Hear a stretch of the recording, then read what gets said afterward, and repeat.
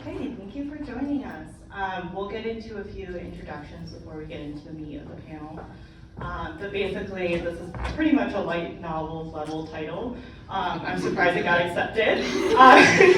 But basically, the historical fantasy shoujo protagonist has a complicated relationship with status.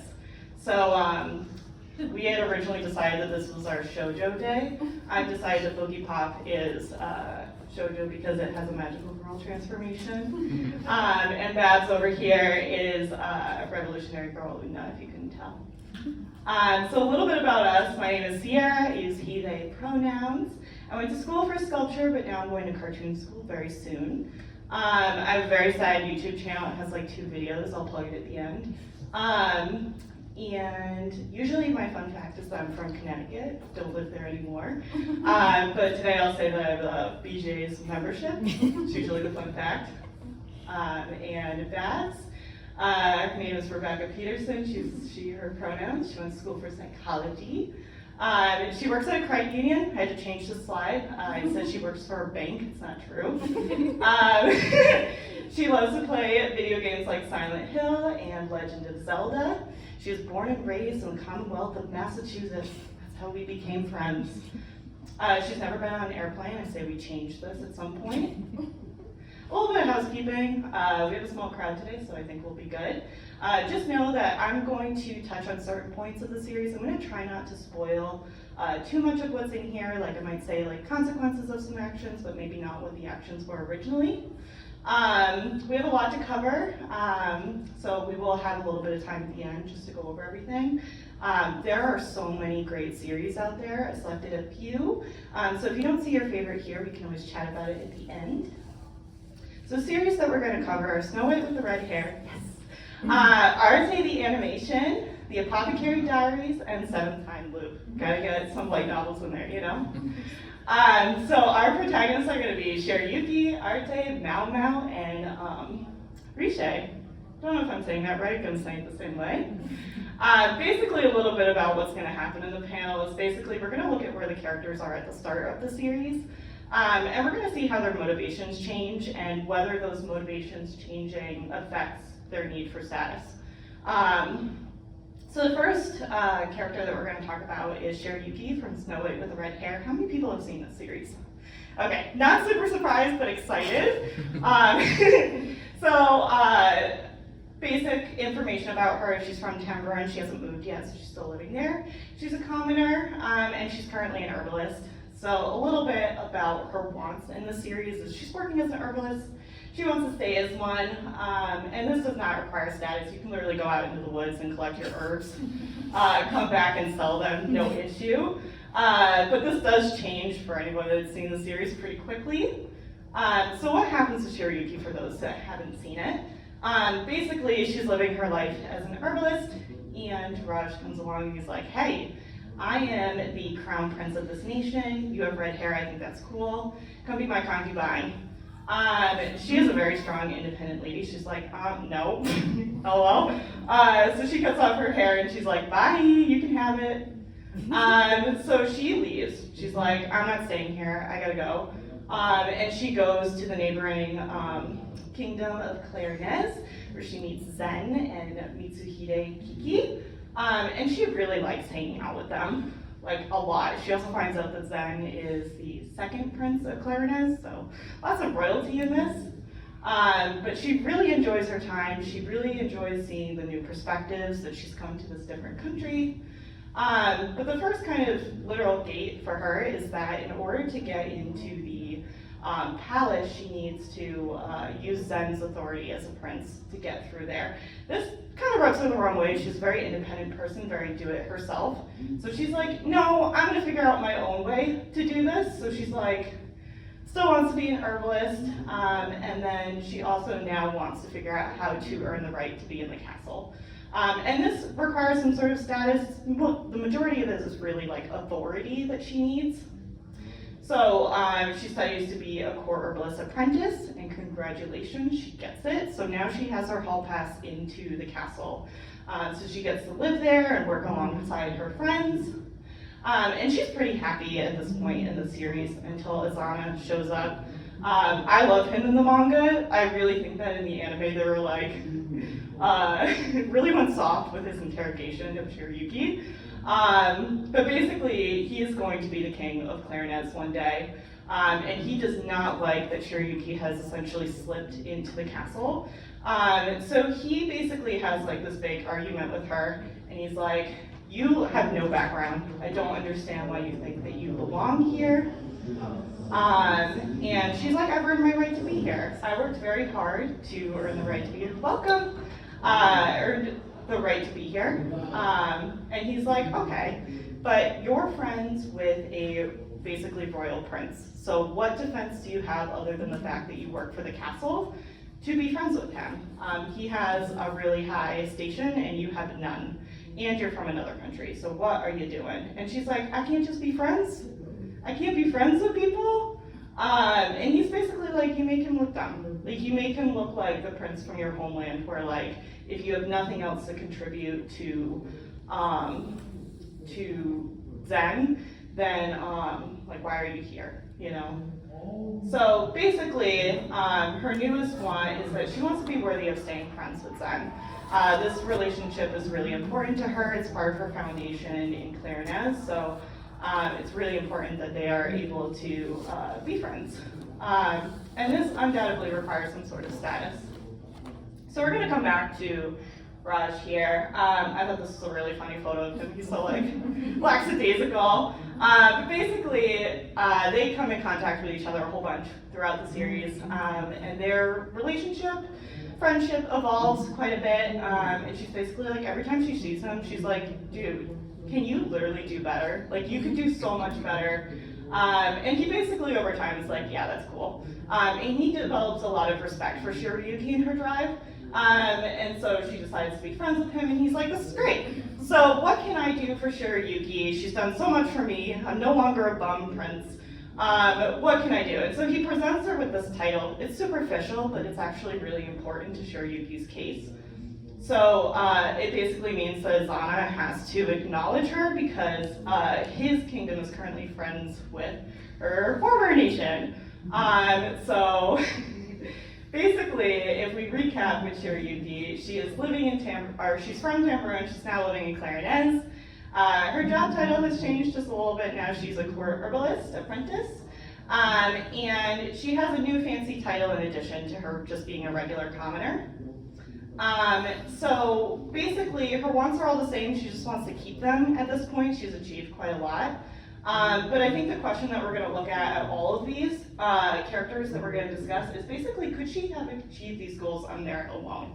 And when I first watched the series, I was like, yeah, sure, Yuki's like a go-getter. Like, she does all of this herself. Like, she's so hardworking. Like, absolutely, she could do this on merit. And the answer is no. She is limited by the kingdoms in these worlds and the structures that are already around her.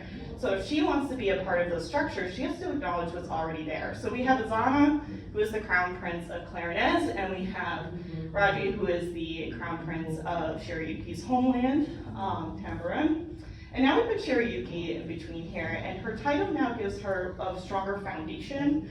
Now she is living in this new country, but she has a title from the past country, so she's not quite a diplomat, but she has some sort of a little bit of authority due to her favor, basically. And when she has this connection with Zen, it actually furthers this bridge between these two nations, helps them stay friendly. In fact, a marriage between them or a friendship between them would do wonders for these two nations. So that's how she makes her case and gets what she wants.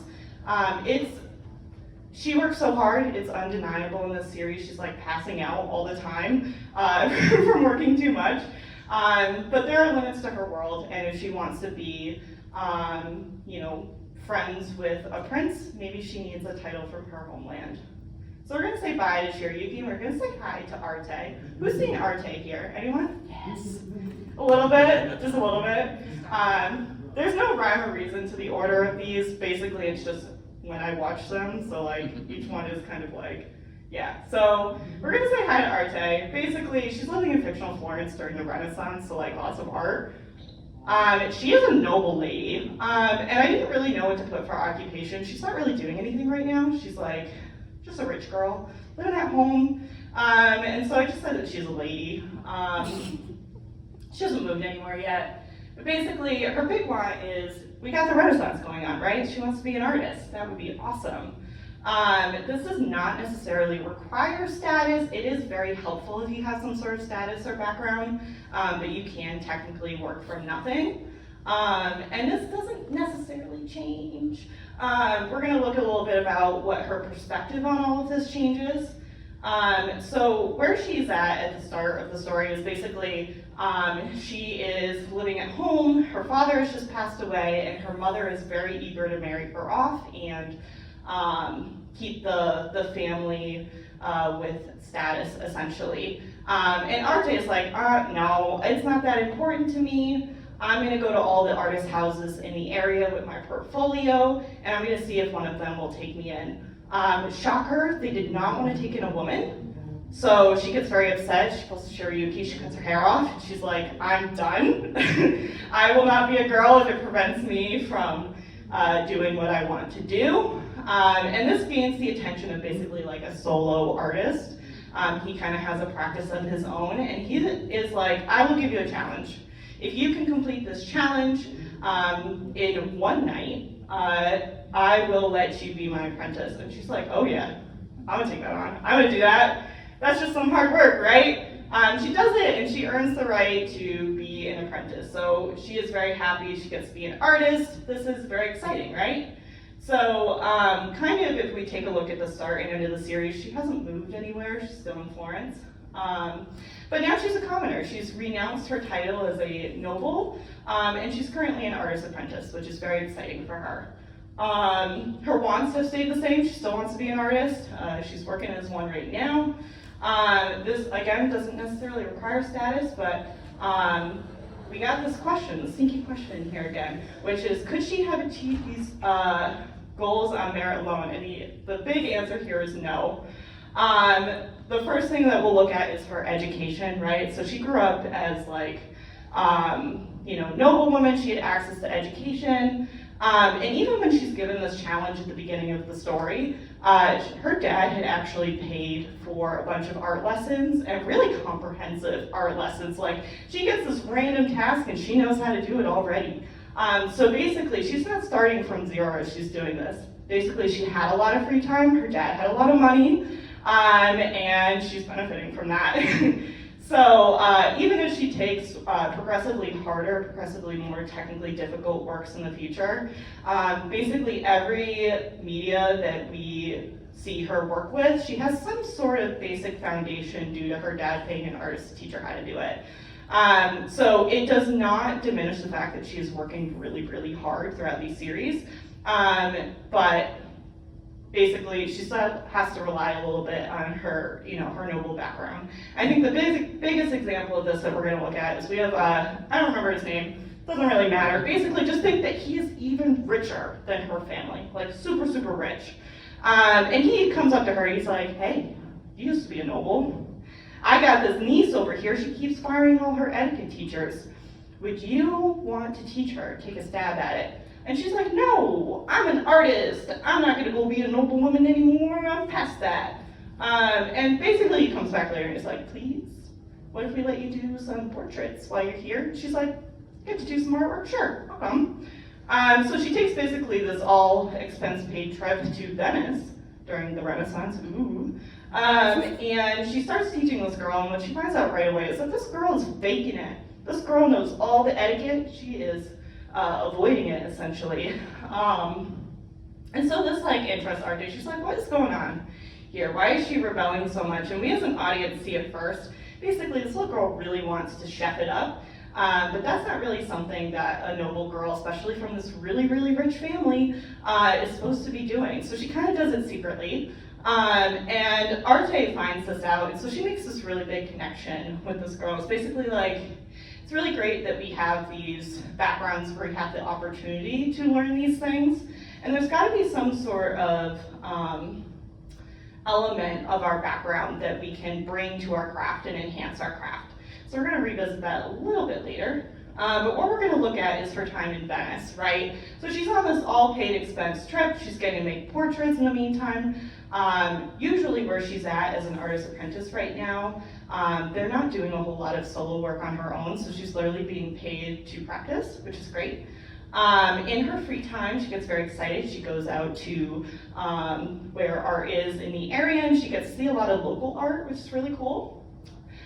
She also gets to go to other art houses, and she gets to see how local artists are making work out there. And the last one, and I thought this was really cute, this little girl is so excited about the portrait that Arte made for her, that Arte is actually getting a little bit of publicity. This work is being shown around, which is kind of cool. So there's a lot of advantages in her current life that she's been given because of her life as a noble, and she starts to reflect on this more towards the end of the series. And I think the biggest example of this is with this like crusty merchant guy that only cares about art in the sense of as like a commodity, as like a currency. And so she is kind of like, hey, like art is really cool, it's really technical, there's a whole bunch of stuff in it. She's like, how do I prove to him that like art is so cool, right? And so she reflects on her time as a noblewoman, she reflects on her time in Venice working with a little girl, and she also thinks about her opportunity and how she got her position as an artist apprentice. And so she comes back to him and she's like, I also had a lot of free time when I was a noblewoman and I did a lot of crafts. So I have actually a much better, more informed area when it comes to depicting fiber arts or fabrics in these media. I have a really big advantage in this because I've actually had a lot of time and a lot of experience working with these. So somebody that's just taking something and looking at it and trying to observe it and represent it in a two-dimensional media, she's going to have an advantage of she's actually made those. Like when she's painting that, she's actually thinking about how those things are woven together or crocheted together. So she's like, hey, that's really cool. And he's like, sure, I'll take it. I'll like art, okay. So yeah, Arte basically, she is also incredibly hardworking. She's painting all the time as well. Like this girl has this is a really good photo of her, but usually she has bags under her eyes, like she's tired. But she still has this really important noble background.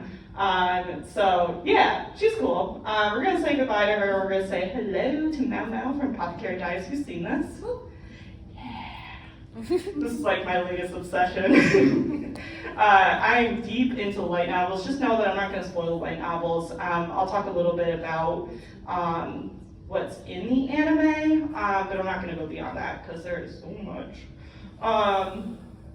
Basically, she's born in the Pleasure District outside of the capital where the Emperor is. She's a commoner by birth. And her occupation is an apothecary, and her residence is in the Pleasure District, so she hasn't moved anywhere yet.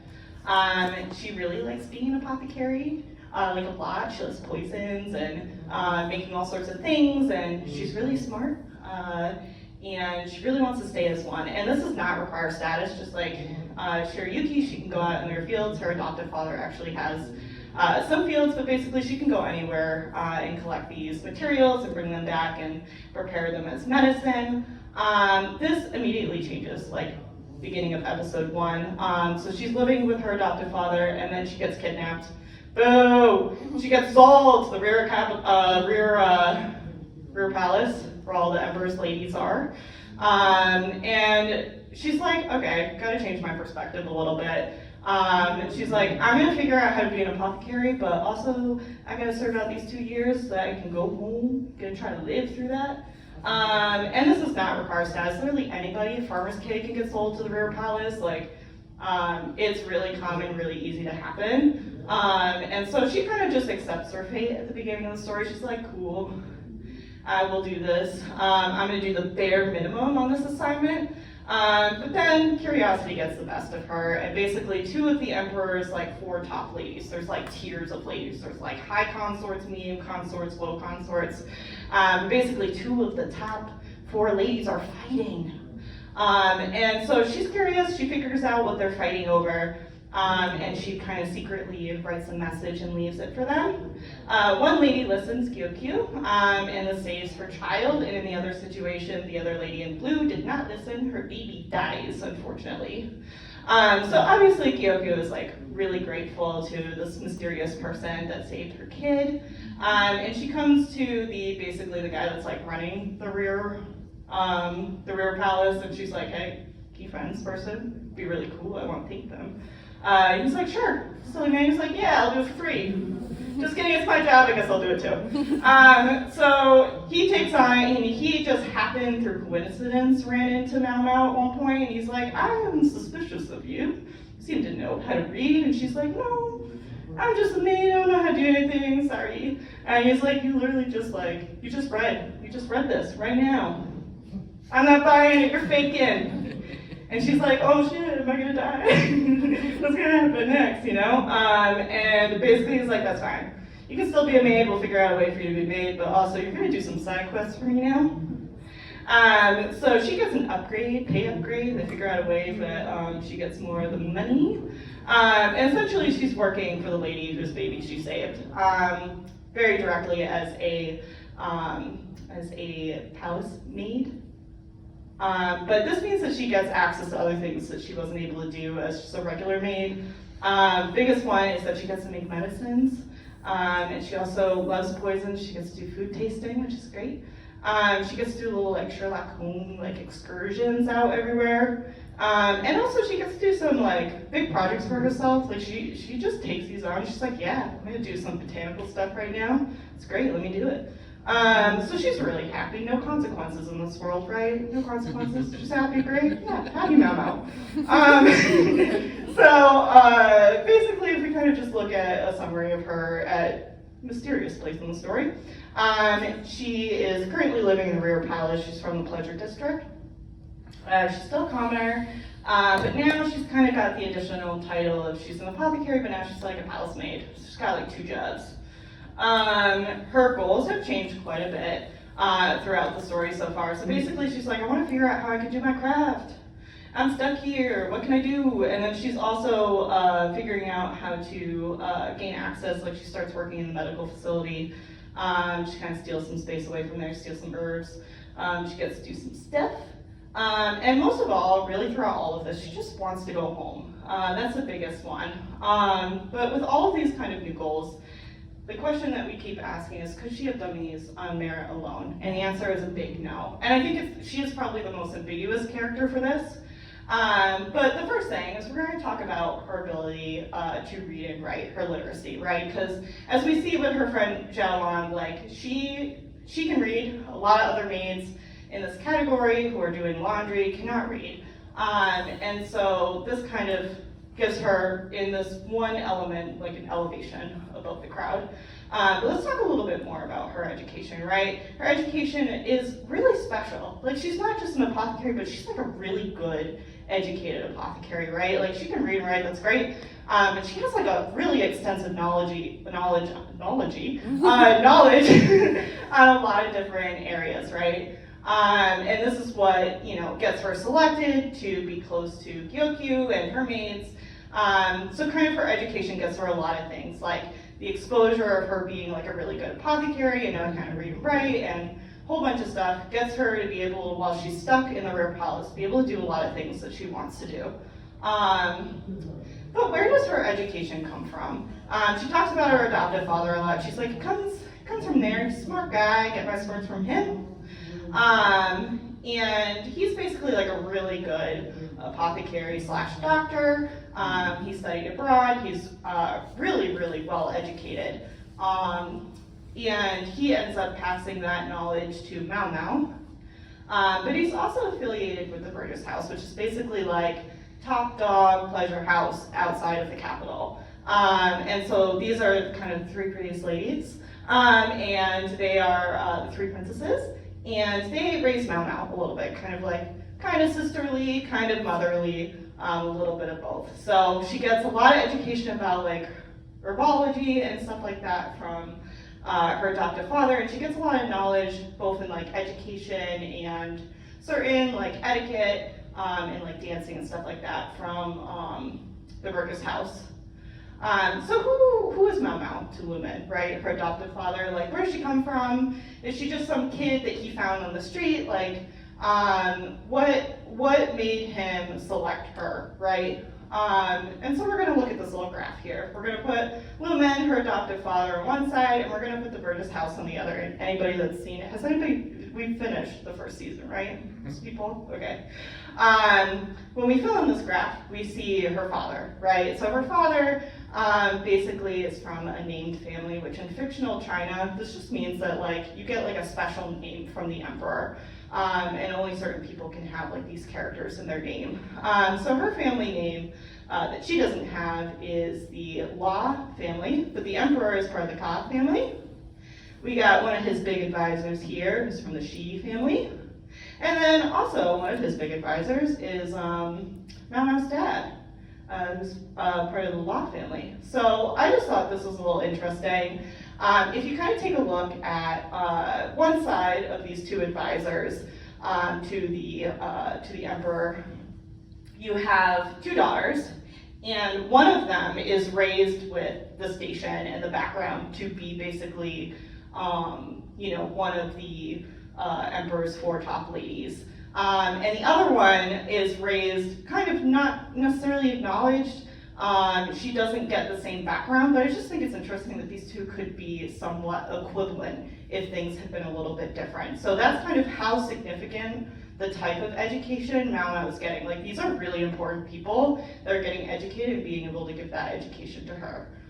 And so on the other side, we got her mom, really pretty lady. And she is basically, or she was like one of the top courtesans at the time. So like she was like trained like Mei Mei and a few of the other princesses, and they respectively like raised Mao Mao. Basically, kind of what happens to create Mao Mao not being like a super important lady, being raised as a commoner in the Pleasure District, is her adoptive father was working in the rear palace, and there's a scandal. I'm not going to say what it is, but basically he gets kicked out. Luckily he lives, thank goodness. But this also means that the family is in a bit of shame. So Mao Mao's father is basically like, you gotta go. And this leaves Zulun by himself, jobless. He needs a job, that sucks. So he goes to the Burgess house, he's like, what if I take care of your ladies? And the lady here is like, yeah, you can do that, it's great. And he kind of inadvertently meets Mao Mao's mom, doesn't really know it's her yet. And he starts taking care of the ladies at the Burgess house. So that's how he kind of finds himself in the rear palace. Mao Mao's mom is sick, she can't really take care of her. So Mao Mao's kind of on her own as a little kid. She doesn't really have a dad, she doesn't really have a mom. And Lumen, figuring out who she is, takes her in and is like, hey, I got all this education, you seem like a smart kid, I'll take care of you, I'll teach you, everything, and you'll just be raised in the Pleasure District. So I thought this was an interesting image, because literally her background is in the Pleasure District, but her family is like Lumen. So I thought it was cool. But let's jump back to the palace, right? I could talk about Apothecary Diaries forever, but we're just going to do a few more examples. Basically, so if we think about her in the rear palace, right, one of the biggest opportunities that she got was that she got this elevated position. So now she works under one of the four top ladies. And so she gets to go to special events. One of these events, this dude is like, hey, I got a bunch of these hairpins, you want one? She's like, sure, I'll take one. And she's like, hey, I found out I can use this to do something. I really want to go home. And he's like, yeah, no. Why would I help you? I don't know you. And basically, she convinces him, she uses her connections with the Burgess house to be like, hey, what if I get you one of the top ladies? Would that want to make you take me home? And yeah, so he accepts, he's like, that's great. And so Mao Mao gets to go home, she gets to see her adoptive father, this is great, right? So it puts her in a little bit of debt. So when there are layoffs, she gets let go, she gets, basically, her contract gets eaten up by the Burgess house. And Jinchi, our man in the rear palace, fancies her. It's like, hey, you're kind of cool. And he offers to basically buy her contract.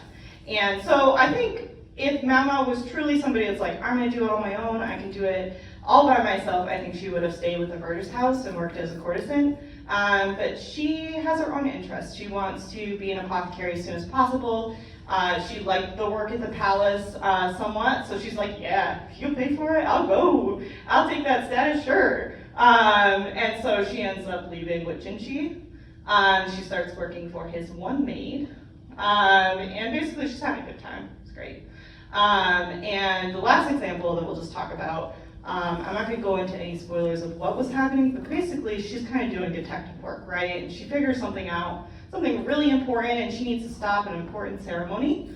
And she is just a common maid, right? Like, nobody's going to look at her and be like, yeah, you got authority. Yeah, you can come in here and stop the whole thing. But she uses her father's authority. She's like, I don't care who's behind me, but I kind of know who it is, and I will take the authority to save the day with my life. Because it's the kind of era where if you make a mistake, you might lose your head. So she's very grateful that kind of she was vouched for so she can do the things that she needs to do.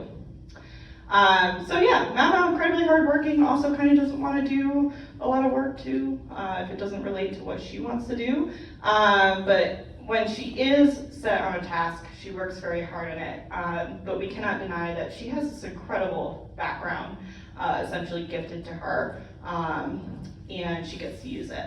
So the last lady that we're going to talk about, I think this is a silly series. I rated it a 6 out of 10. It's kind of like junk food. I like it. I eat it up. But I also think it really relates to this as well. So Riche, we're going to say hello to her. She's living in the fictional land of Elmity. And she's currently living as a noblewoman. She's engaged to like the crown prince of the nation of Elmity. She's currently a lady. She's not really doing anything. She's kind of married. And she hasn't moved yet. Like the series, the first episode, has anybody seen the series? Yes? Oh my god, yes, okay. Woo. Okay. So, if you've seen the first episode, like, I feel like half of this presentation is going to be the first episode, but that's okay. Things move so quickly, like, blisteringly fast. Like, if you blink, you are missing, like, half of her lives. Basically, the only thing I could really say that she wants at the beginning is she's kind of living her life. She doesn't really want anything to change. She's happy. This does require status. I think this is the first one that we have a yes right off the bat. You cannot be a noblewoman if you are not a noblewoman. You gotta figure out how to get rich, you know? And she's just gifted that by birth. So this does change, and it also doesn't change. That just has to do with the time loops. So in her first life, basically she is sent out. Her future husband is like, I found somebody else. I don't want you anymore. Bye. And she's shocked, but she goes off. She's like, I'm gonna go be a merchant. That would be fun, right? And this kind of cycle continues where she basically goes off to something she wants to do. She dies due to this war that happens. This like crown prince on another land is like trying to like overthrow his land and become like emperor. And it always results in her death. And then after she dies, she gets sent back to this part where she's being rejected by the crown prince of her home nation.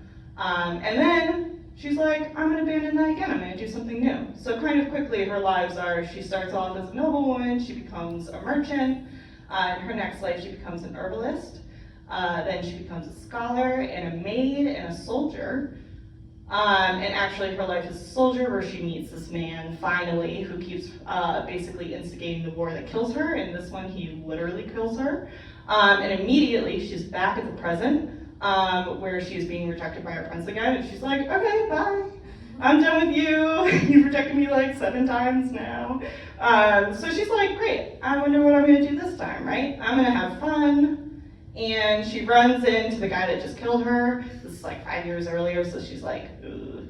And he's like, hey, what's up? She's like, hey, bye. She literally eats out the side of the castle. She's like, I'm gone. She's like, I don't have time for this. I gotta go live my life. This intrigues him. He's like, hey, I'm gonna sword fight you, and then I'm gonna propose to you. And she's like, sure. Yeah, I'll do it. I'll take it. Why not? So basically in this new life, she wants to live a carefree life. She's not really good at that. But basically, she wants to see a nation that she never even got to see as a, a merchant, and she wants to ultimately prevent her death, right? She doesn't know if this is her last life or she's got like 100 more, so she wants to kind of save this one if she can. This does require status. If she is starting off as a noble and remaining as a noble, you have to have a noble status to do that. So she chooses to rely on her status to be engaged to this crown prince of a foreign nation, and she's using that to prevent her future death.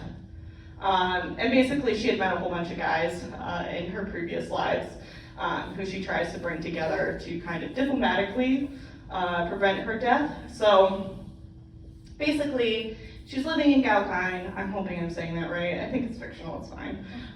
She's from Elmody, she's a noble, and now she's not just a lady, she's kind of a diplomat. So she's working a little bit politically here as well. And her goals have kind of shifted, also kind of stayed the same.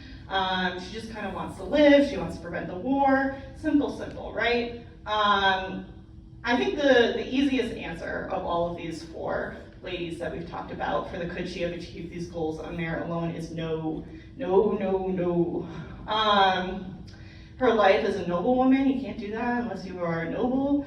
And then I think all of these, except for her time as a soldier, are pretty interesting. So, right, she goes off, she's gonna go be a merchant, but she's actually already, she learns a lot as a merchant, but she's already familiar with like the fashions and the clothing and like she may not know how to identify gems right at the beginning, but when she gets involved, she's like, oh yeah, I'm familiar with gold. I have gold at home.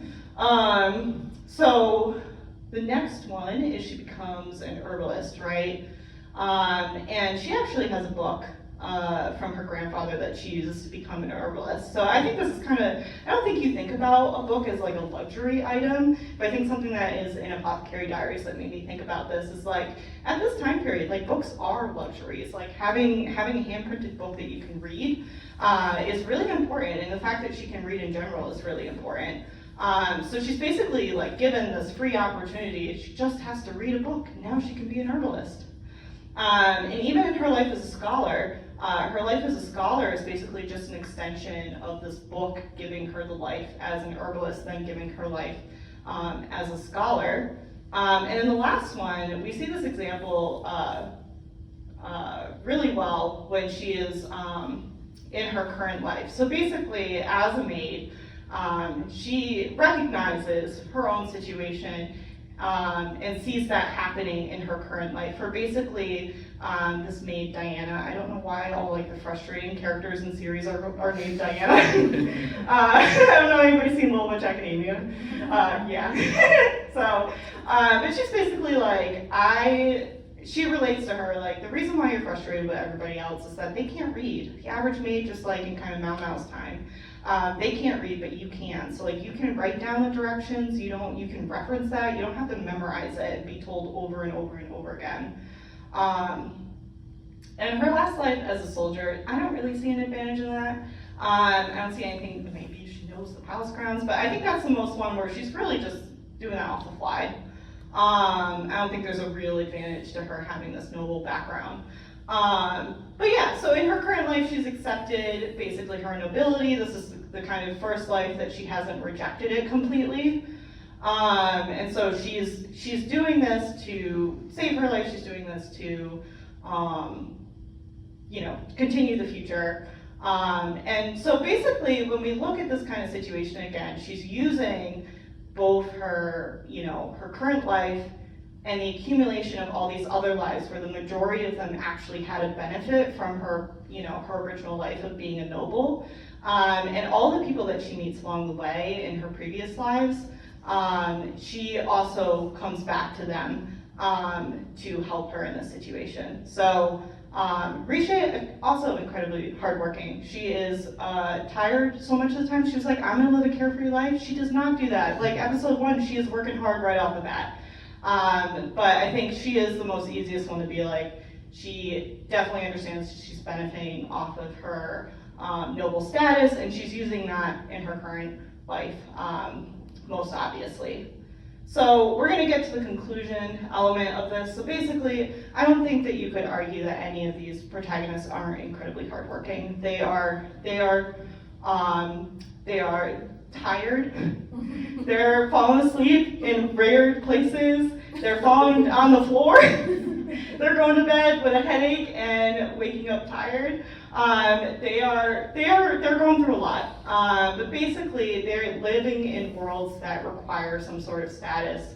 And if they want something that, if they want to do something else in their lives, as we've seen along the way, they do need some sort of status. So even in their lives, basically in all of their lives, they are rejecting whether it's the patriarchy or the royalty of their land, anything like that.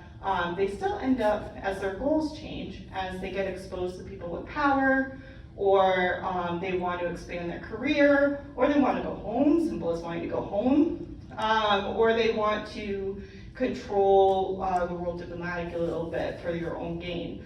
You may need to acknowledge that you need other people's political, social, economic power, or you need to lean on the privileges that you were born with.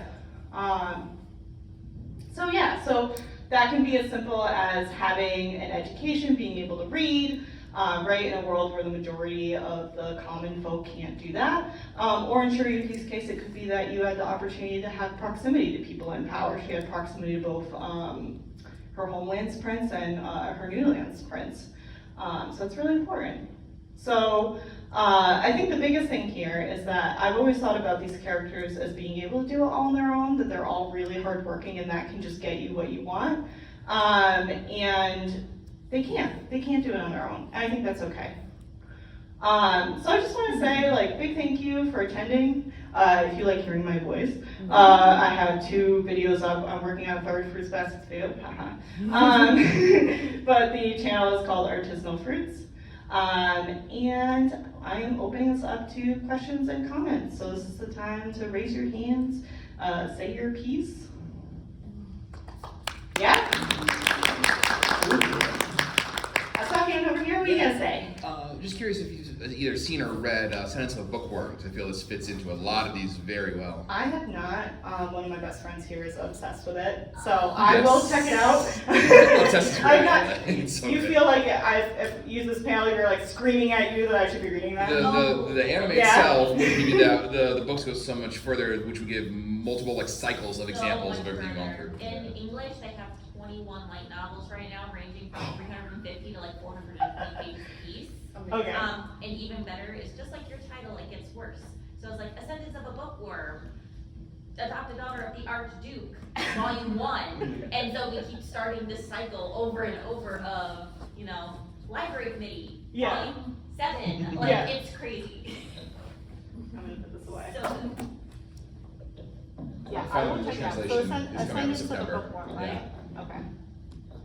the other nice thing is if you're willing to skip through, you watch the first, you watch the anime, and then you can skip right to the adopted daughter of the Archduke, and then you don't have to read the first like 8 books. I will definitely check it out. Do we have any other questions or comments? Cool. Well, I just want to say thank you. This is actually the first panel that I've done at Connecticon. Actually, yay! It could be like just like the 3 of them. I was like, oh no. So yeah, I'm glad that y'all came and you stuck through it. So Yay! I hope to be back with more.